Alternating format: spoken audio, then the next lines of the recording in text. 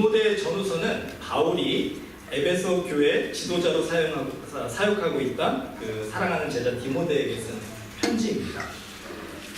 디모데 전서를 먼저 쓰고 그 후에 이제 필요가 있어서 디모데후서를 다시 쓰게 됐죠.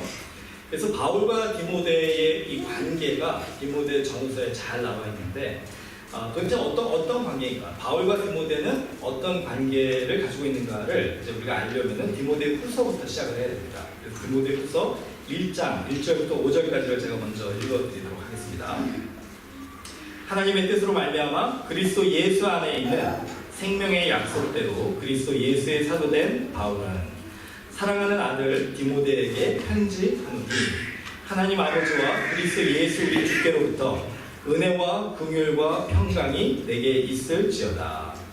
나의 밤낮 간구하는 가운데 쉬지 않고 너를 생각하여 청결한 양심으로 조상적부터 섬겨오는 하나님께 감사하고 내 눈물을 생각하여 너보기를 원함은 내 기쁨이 가득하게 하려 함이니 이는 내 속에 거짓이 없는 믿음을 생각함이라. 이 믿음은 먼저 내 외조모 로이스와 내 어머니 유니게 속에 있더니 내 속에도 있는 줄을 확신하노라. 네. 자, 바울이 디모데를 알게 된 것은 그 어머니 유니게와 그 할머니 그 로이스를 통해서입니다. 이 유니게와 로이스가 교회에서 굉장히 그 바울의 표현에 의하면 청결한 양심을 가지고 그 신실한 믿음, 그러면 거짓이 없는 믿음을 가지고 그렇게 신앙생활을 하는 모습을 보면서 바울이 상당히 감동을 받은 것 같습니다. 그런데 이 로이스의 손자이고 유니게의 아들인 디모데가 어려서부터 그 어머니와 할머니의 그 신앙을 보면서 그 자라서 이제 성인이 되었는데 참 그 신앙이 부모님 그 어머니나 할머니와 같이 청결한 양심과 거짓이 없는 믿음을 가지고 이렇게 자라게 된 겁니다. 그러니까 바울이 너무나도 이 디모데가 탐이 나서 디모데를 제자로 삼고 그와 함께 도시마다 다니면서 교회를 세우는 사역을 같이 동역을 하게 됩니다. 에베소라는 도시에 도착을 해서 그들이 정말 어렵게 정말 눈물과 헌신으로 에베소 교회를 세운 후에 바울은 이제 다른 지역으로 가서 교회를 개척하려고 마음을 먹었는데 그 에베소 지역의 그 교회가 아무래도 마음이 놓이지가 않는 거예요. 아직까지는 자립할 수 없는 그런 자기들만의 그런 교회 공동체로 세워질 수 없는 그런 상황이었기 때문에 누군가가 에베소 교회를 섬겨줄 지도자가 필요했습니다. 그래서 바울은 디모데를 세워서 아직 어린 나이지만 그 디모데가 충분히 그 사역을 감당할 수 있을 것이라는 확신을 가지고 디모데를 에베소에 남겨두고 이제 에베소의 교회 지도자로 세우고 자기는 이제 에베소를 떠나게 된 겁니다.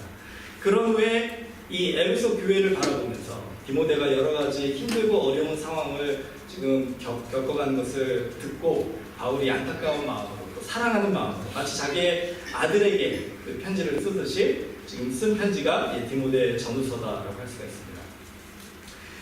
이 디모데 전후서의 그 핵심은 무엇인가? 바울이 이 디모데에게 하고자 하는 이 주제는 무엇인가? 그거를 우리가 그 6장 12절에 보면 한마디로 정리를 할 수가 있습니다. 11절부터 제가 읽어드릴게요. 오직 너 하나님의 사람아 이것들을 피하고 의와 경건과 믿음과 사랑과 인내와 온유를 따르며 믿음의 선한 싸움을 싸우라.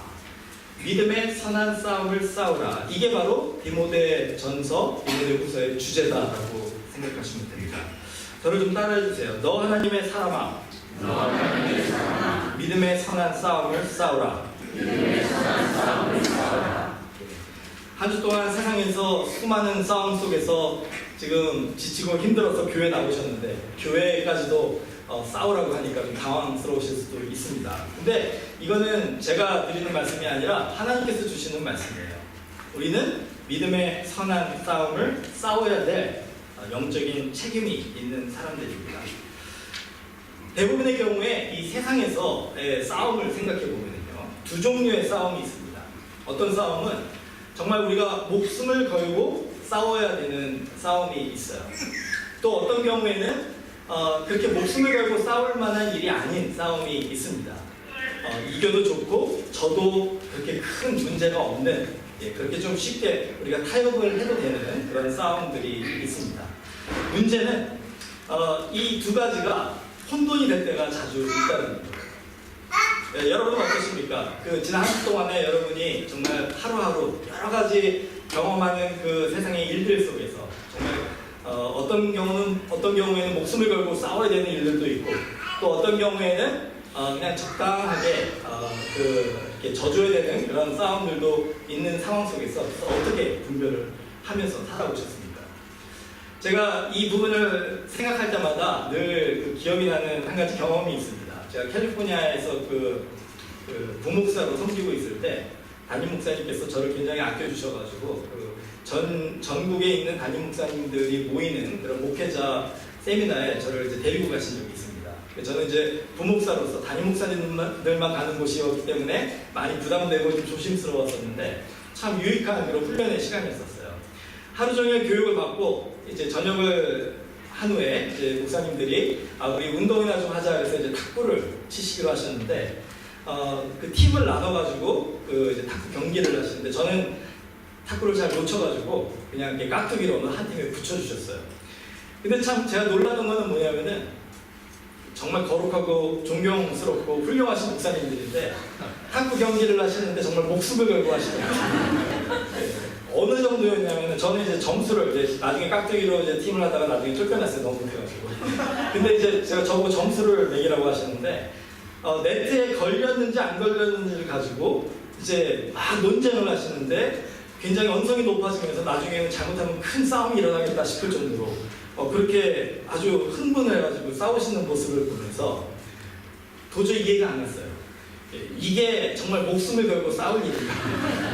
그 당시에 저에게는 도저히 그 이해가 안 가더라고요. 그런데 곰곰이 생각해보니까 그 경기를 하시는 그분들에게는 반드시 이겨야 되는 경기니까 그 상황에서는 정말 죽기 살기로 그렇게 이기려고 싸우실 수도 있겠다라는 그런 생각이 좀 들으니까 이해가 어느 정도 좀 되더라고요. 여러분 혹시 우리의 삶 속에서 우리가 지면은 안 된다라고 생각하고 반드시 이겨야 된다라고 생각하고 정말 죽기 살기로 열심히 목숨을 걸고 싸우시는 일들이 어떤 것들이 있으십니까? 우리의 삶 속에 분명히 그런 것들이 있어요.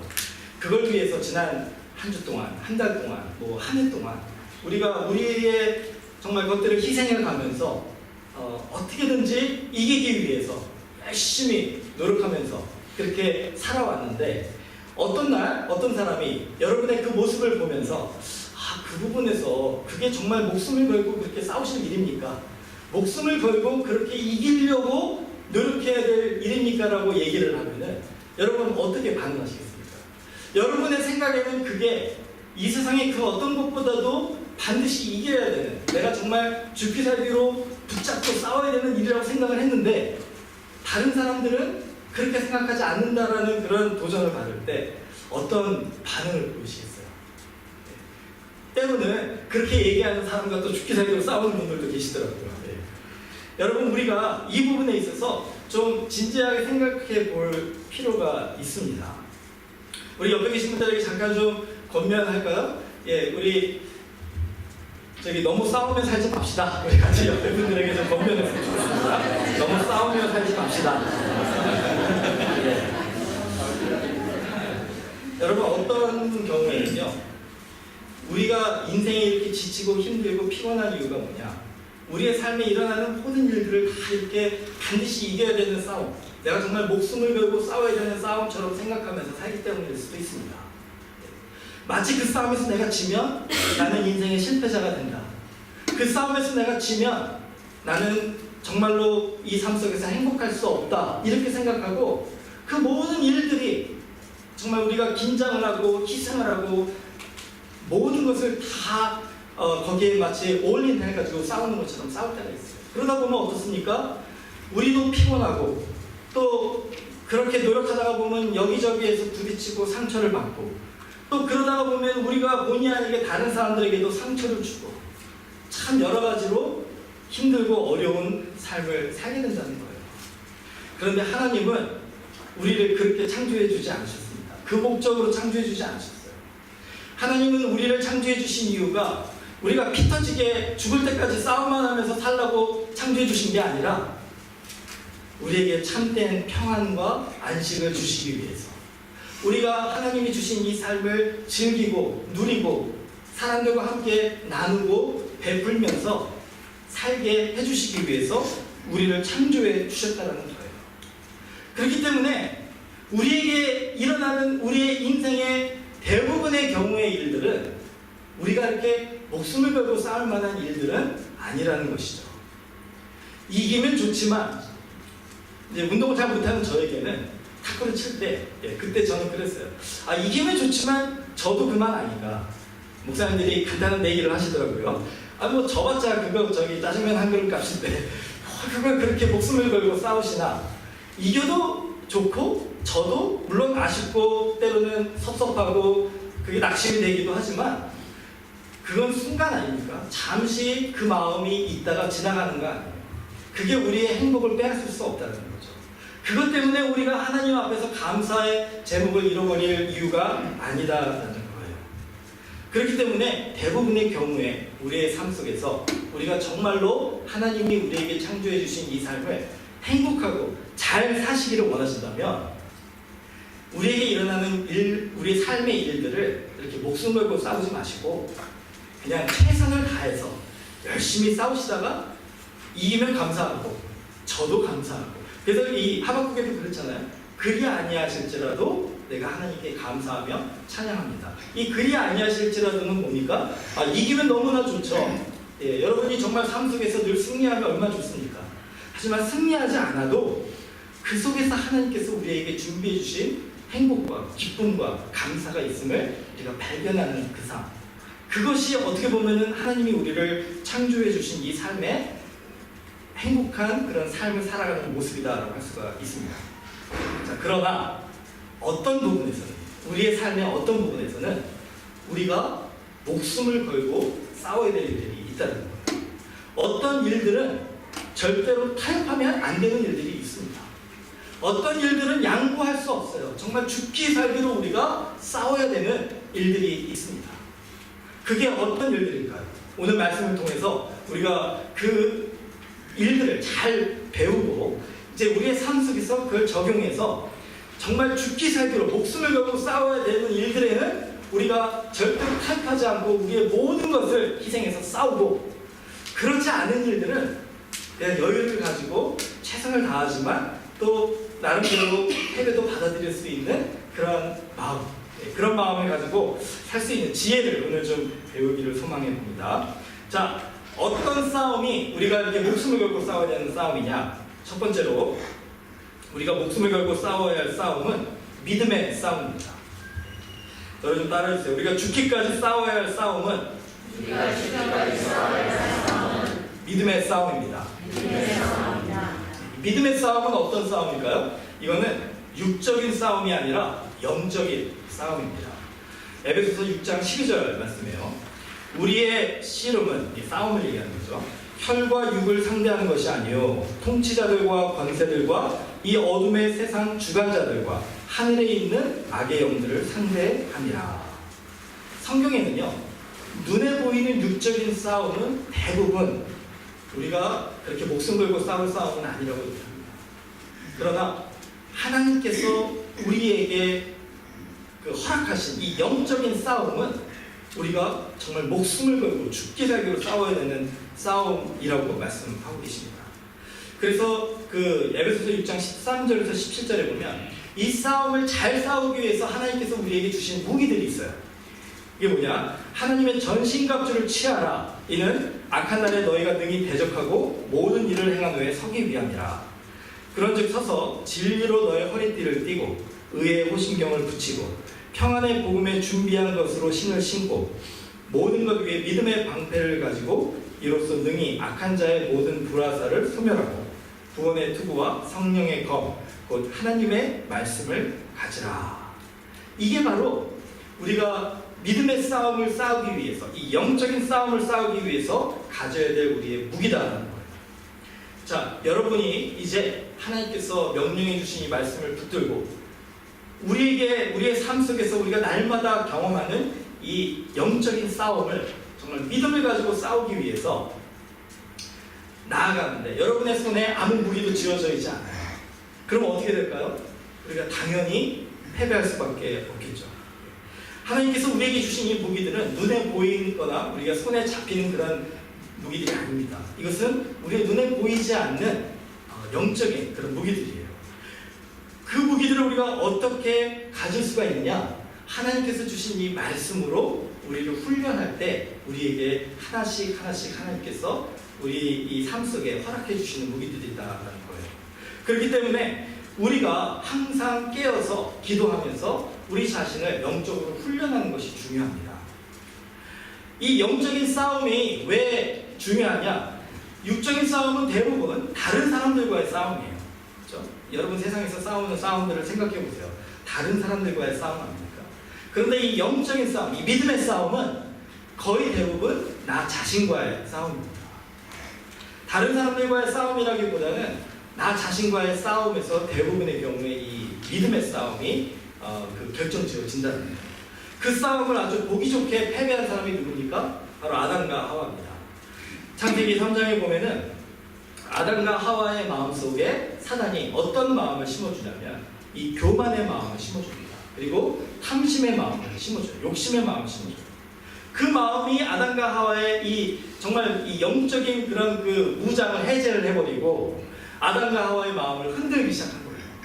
자기 자신과의 싸움에서 무너지기 시작하니까 아담과 하와가 어떤 유혹에 빠집니까? 하나님께서 먹지 말라 하신 그 선악과를 보니까 어떤 반응을 합니까? 먹음직도 하고 보암직도 하고 지혜롭게 할 만큼 탐스럽게 하게 보였다라는 거예요. 선악과는 그 전부터 계속 있었습니다. 아담과 하와가 평소에도 지나다니면서 수도 없이 봤었어요. 그때는 이 선악과가 아담과 하와에게 먹음직도 하고 보암직도 하고 탐스럽게 할 만큼 지혜롭게 보이지가 않았었어요. 그렇게 유혹의 대상이 되지 않았습니다. 거뜬하게 그 선악과를 먹지 말라고 하신 하나님의 명령을 지키는 그런 삶을 살고 있었어요. 그런데 아담과 하와의 마음속에 이 영적인 싸움에서 지게 되니까, 이 믿음의 싸움에서 지게 되니까 평소에 별것도 아니라고 생각했던 그 유혹이 아담과 하와에게 너무나도 크게 다가오게 됩니다. 유독 그날 선악과를 봤는데 그 선악과가 너무나도 보암직도 하고 먹음직도 하고 탐스러워 보였던 거예요. 그 유혹을 도저히 감당할 수가 없어서 어떻게 합니까? 그 선악과를 따서 먹게 됩니다. 아담과 하와는 그 순간에 정말 죽기 살기로 목숨을 걸고 그 믿음을 지켰어야 했어요. 하나님께서 그 아담과 하와를 사랑하시고 신뢰하시고 동행하시고 그 많은 것들을 베풀어 주셨는데, 그렇게 큰 은혜를 아담과 하와가 받았는데 그 하나님이 당부하셨던 그 명령을 지키기 위해서 목숨을 걸고 자기 자신과 싸워야 되는 것이었는데 아담과 하와는 이 믿음의 싸움에서 너무나도 쉽게 무너져 버렸다는 것이에요. 여러분, 우리도 이럴 때가 너무 많지 않습니까? 사람들과의 싸움은 정말 목숨 걸고 하는데 나 자신과의 싸움에서는 너무나도 반대해요. 너무나도 쉽게 타협하고 너무나도 쉽게 우리가 무너지는 경우가 있습니다. 그리고서는 이리저리 변명은 또 얼마나 잘합니까? 그런데 하나님 앞에는 그것이 통하지가 않는다는 거예요. 하나님은 우리에게 많은 싸움을 싸우라고 명령하지 않으셨습니다. 하나님은 우리에게 우리 자신과의 이 믿음의 싸움을 싸우고 나머지는 하나님이 책임져 주신다고 얘기하셨어요. 우리가 이겨도 져도 우리의 삶에 전혀 지장이 없도록 하나님께서 일용할 양식으로 공급해 주시고 하나님께서 풍성한 삶으로 우리에게 채워주시겠다고 약속을 해주셨습니다. 그렇기 때문에 우리가 할 것은 이 믿음의 싸움을 싸우기 위해서 우리 자신을 지키는 것, 이거 하나라는 거예요. 그런데 거기에 우리가 너무나도 쉽게 타협하는 것 같지 않습니까? 여러분, 예수님께서 십자가에서 죽으신 후 부활하셔서 이제 교회 공동체를 이제 세우지 않습니까? 제자들을 부르시고 그들에게 하나님의 나라를 선포하셨습니다. 그리고서는 그 제자 공동체들이 이제 성령의 충만함을 받은 후에 교회를 세웁니다. 근데 어떤 일이 일어납니까? 그들은 유대인들에게도 핍박을, 유대 지도자들에게도 핍박을 받고 로마 제국의 그 로마 사람들에게도 핍박을 받고 여러 가지로 환난과 어려움에 빠지게 됩니다. 그 많은 어려움들 속에서 이 초대교회 믿음의 제자들은, 우리의 믿음의 선조들은 유대인들과 싸우지 않았어요. 로마 사람들과 싸우지 않았습니다. 그들은 그 유대인들이 핍박을 그대로 받아들였습니다. 그 핍박과 그 환난 속에서 그들에게 져줬어요. 이기려고 노력하지 않았습니다. 그 핍박을 그대로 감수했습니다. 로마 사람들과 관계 속에서도 그 로마 사람들의 핍박과 그 환난의 그 여러 가지 어려움들을 그대로 감수하고 그들에게 져줬어요. 이기려고 노력하지 않았습니다. 그런데 이 초대교회 신앙인들이 목숨을 걸고 싸웠던 것이 있어요. 바로 예수 그리스도를 향한 그들의 믿음을 지키는 일이었습니다. 그 믿음을 지키기 위해서는 그들은 모든 것을 희생했습니다. 로마 사람들이 가족들을 뿔뿔이 흩어서 노예로 팔고 그들을 잡아서 감옥에 가두고 십자가에 못 박혀 매달아 죽이고 또 십자가에 매단 다음에 태워서 죽이고 심지어는 그 경기장에 이 로마 경기장에 이 크리스천들을 붙잡아 놓고 사자나 짐승들에서 찢겨가지고 그 물려서 죽게 하는 군중들이 그들의 죽음을 환호하는 그런 상황까지 있을 정도로 그렇게 핍박이 있었음에도 불구하고 그 믿음의 초대교회 신앙인들은 예수 그리스도를 향한 순수하고 청결한 양심을 지켰다는 거예요. 그 믿음을 지켰다는 것입니다. 로마 사람들은 그것을 이해 못했을 겁니다. 그냥 예수님을 부인하면 되는데 나는 예수님을 믿지 않습니다. 나는 이제는 크리스찬이 아닙니다. 이렇게 그냥 한마디만 하면 되는데 왜 그 크리스찬들은 왜 그 신앙인들은 이렇게 어리석게 죽음을 택하는가? 그것도 이렇게 잔인하고 비참한 그 죽음 앞에서 그들의 믿음을 지키려고 하는가? 아마 로마 사람들은 이해를 못했을 것입니다. 제가 그 20대 초반에 그 독일에서 이제 군복무를 할 때 우리 목사님, 이 군에 있는 목사님이 이렇게 팀을 만들어가지고 로마에 그 여행을 간 적이 있었습니다. 거기서 여러 이제 장소들을 이제 관광을 시켜주시는데 두 군데가 지금도 기억에 생생하게 남아요.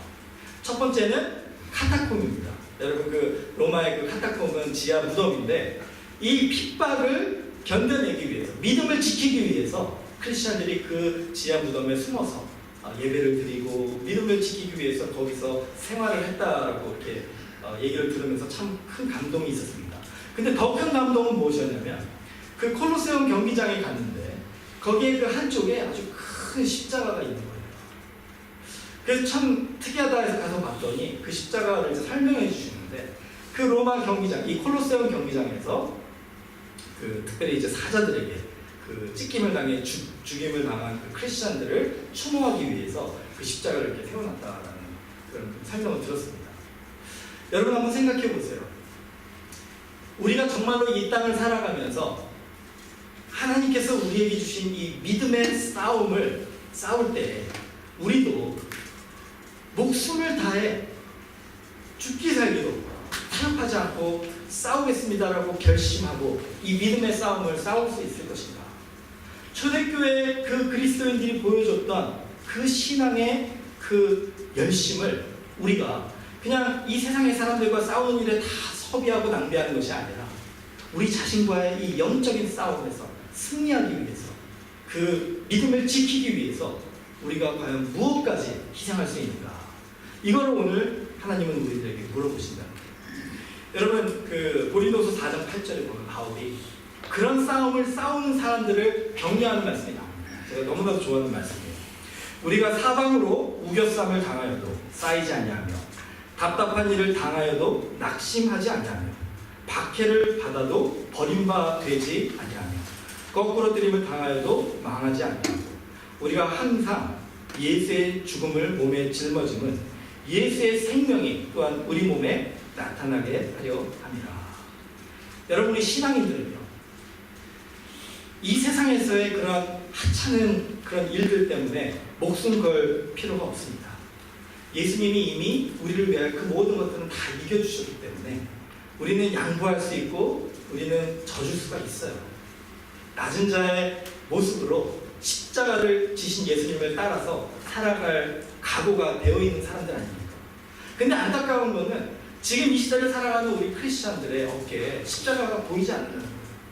우리들의 손과 발에 그 십자가의 못의 흔적이 없다는 것이죠.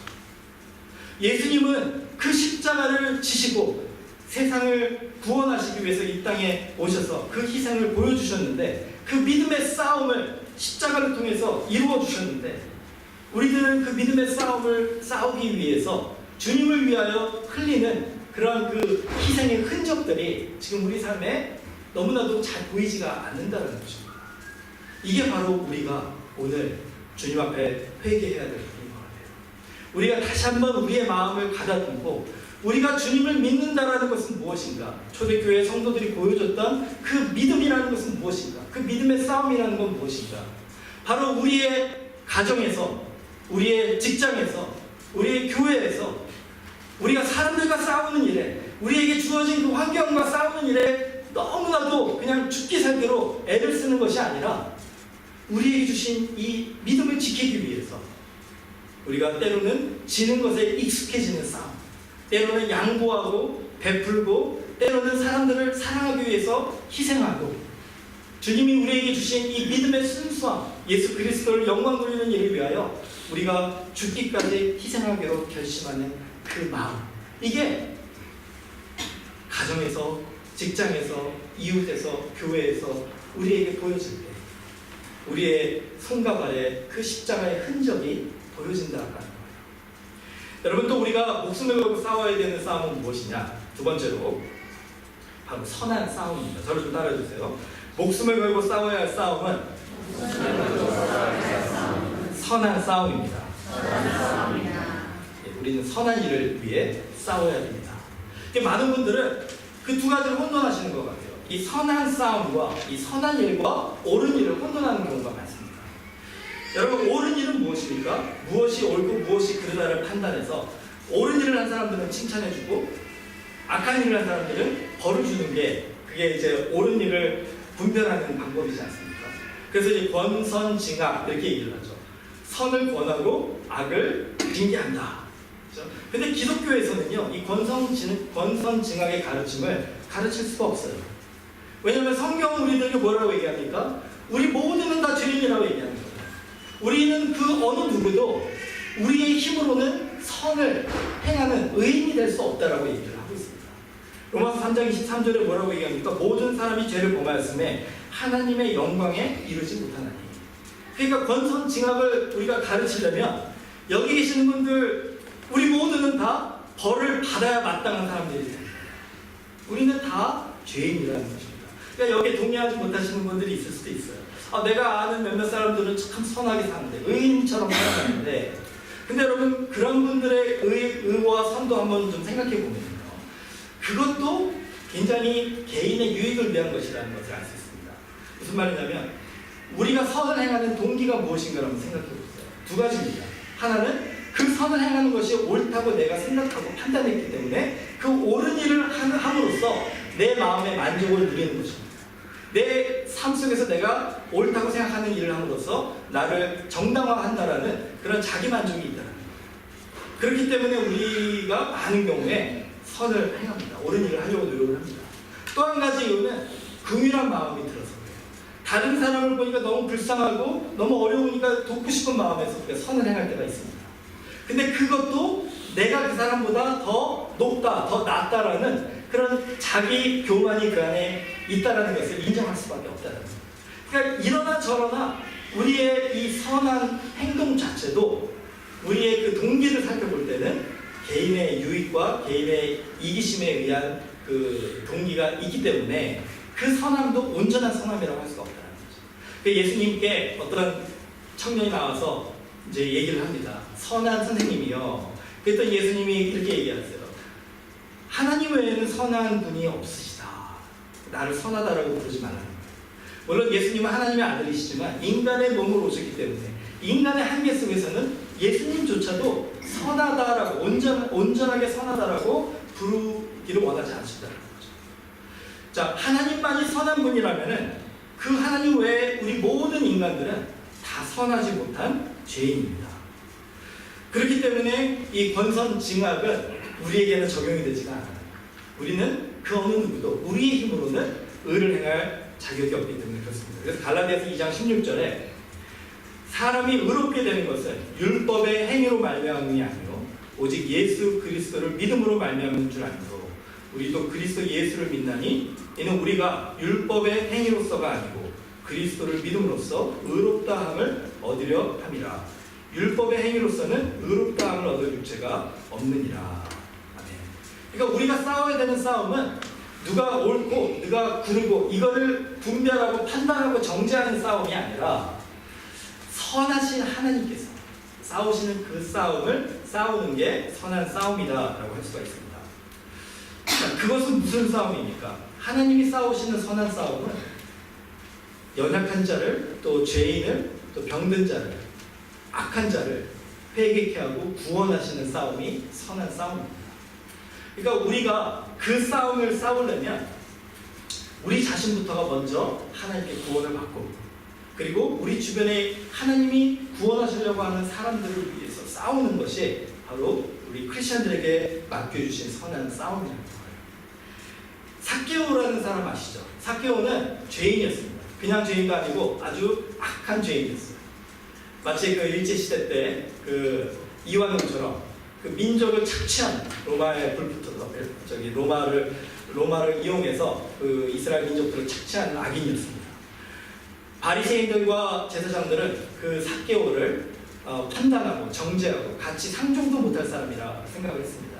그런데 예수님을 만나고 싶어하는 그 삭개오를 그냥 만나만 주신 게 아니라 그 삭개오의 집에 가셔서 같이 식사를 나누시고 그의 집에 유하겠다고 하십니다. 그러니까 바리새인들이 난리가 났어요. 아니 어떻게 저렇게 악한 사람하고 같이 상종을 하고 식사를 하려고 합니까? 예수님 그러시면 안 됩니다. 이렇게 막 반대를 하는데 예수님이 그 반대를 무릅쓰고 삭개오의 집에 가십니다.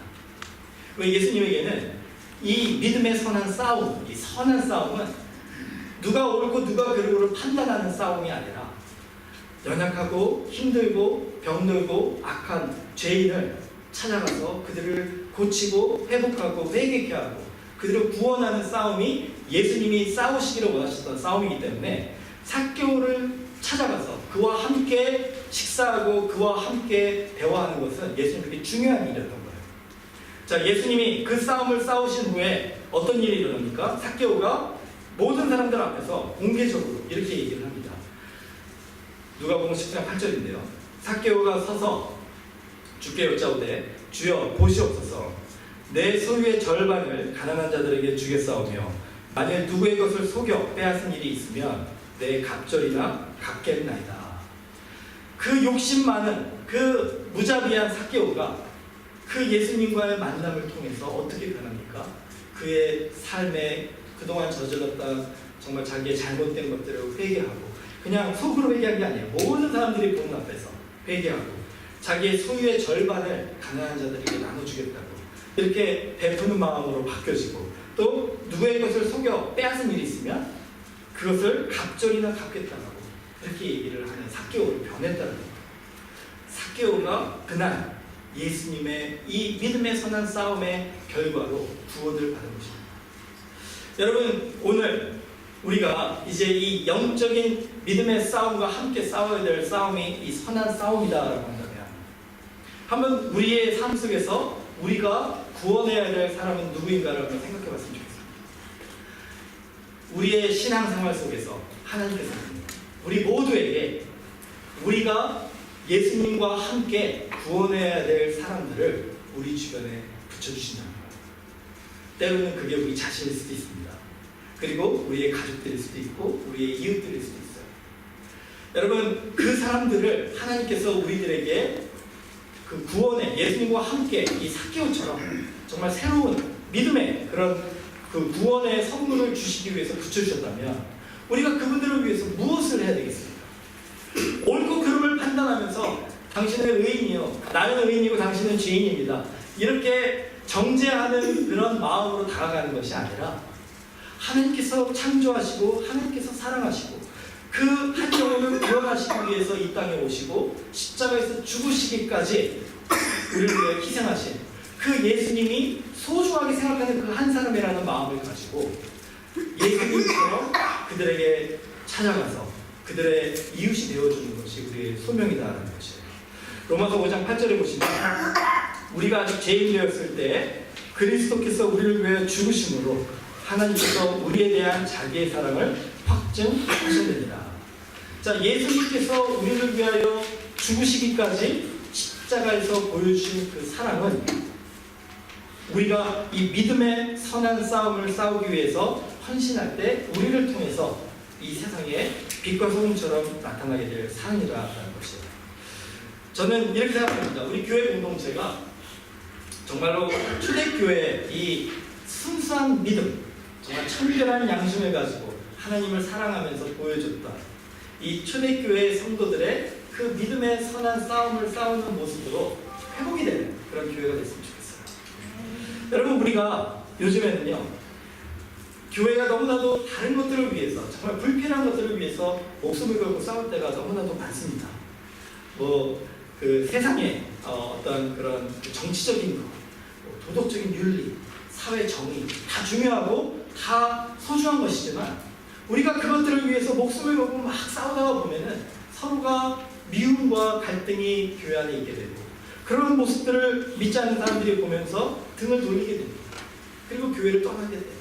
그런데도 불구하고 우리는 정말로 우리에게 맡겨주신 이 영혼을 구원하는 이 일을 위해서 우리가 모든 것을 다 희생하고 전심전력하지 않고 너무나도 불필요한 일들에 우리의 이 에너지를 낭비한다.